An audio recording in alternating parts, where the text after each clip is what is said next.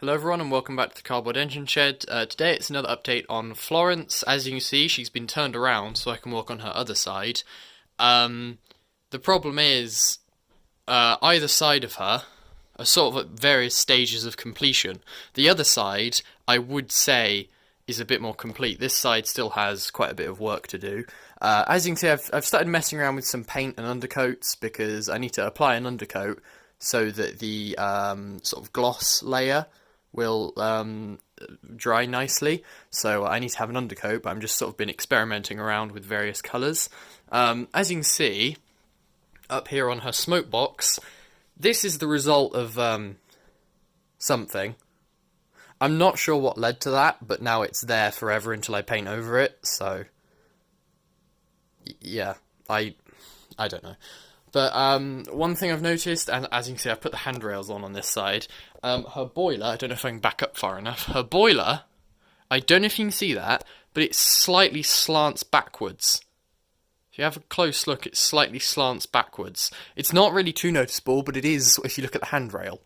Because the handrail is in line with the top of the boiler, and you can see the boiler is slightly sloped backwards. It's not too much of an issue, but it's mainly because of the size. I didn't really notice that at first, so she's got a bit of a tapered boiler, which is not what I intended, but I suppose it's alright. As you can see, there's a few gaps to fill in. Her rear end, where her footplate is, it's not fully supported yet, as you can see. It's not fully supported. I need to do a bit of work on that, and there's a few gaps. Here is the rear frames, which fit just about here, and as you can see, it's similar to the LNER W1, where it's got an axle box for the front set of trailing wheels and internal axle box for the rear set. I believe that's how it works anyway. I've started on the valve gear. The valve rod and lifting arm are not yet fitted on this side.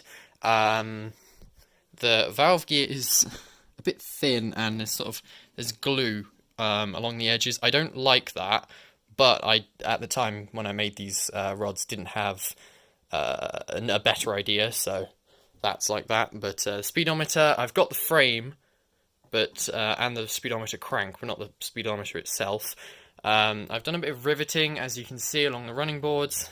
These pieces here, I don't know what they're called. I added them, but the only problem is the running boards are slightly warped. It's just, running boards are very difficult because obviously I had to have this little lip that drops down, and it's hard to attach it. So you can see it's sort of quite messy, but hopefully, basically just don't look under the running boards because it's not very nice under there, but hopefully when I paint over it, it should be alright. Like I said, there's still a lot of gaps to fill in, like just here. I need to glue that down a bit more. There's gaps and things to fill in. If you move around to the front, as you can see, I have some cat ears, which I had for a Halloween costume of sorts. I only removed them a couple of days ago because I completely forgot. She has front buffers. I'm going to eventually rivet the front buffer beam, but because I can't really get I've got an extension cord, and I can't really get the glue gun all the way around here to do riveting. But again, smoke box door does open. It's quite large, and there's just a void in there. So yeah, it's not exactly easy. The locking mechanism isn't great. Sorry about the camera work. The locking mechanism is not good. But down here, if I could just reach it, she does have updated smoke deflectors. They're sort of in the style of the A2/3s, where the front edge of the deflector is slanted slightly. So there's a latch just in here. Again, sorry for the camera work. It's quite difficult to access her other side. There's a little latch which you slot the deflector into, and then it sits quite nicely. I haven't got it done on the other side just yet, but it sits quite nicely there, so I can have it on or off, whatever my preference may be. And I've made the decision to have external brake rigging. I don't really know why, I just thought that would be nice. And of course I'm adding rivets in various different places.